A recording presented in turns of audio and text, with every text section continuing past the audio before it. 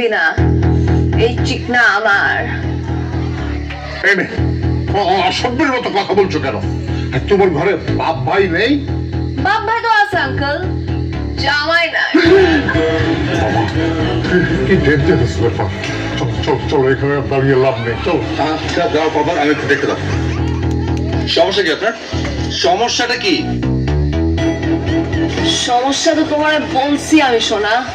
তোমার দেখলে আমার দিলের ধড়কান বাইরে যায়। আর আরেকটা সমস্যা হচ্ছে তোমার তেজ। তেজি পোলা না আমার হেভি পছন্দ।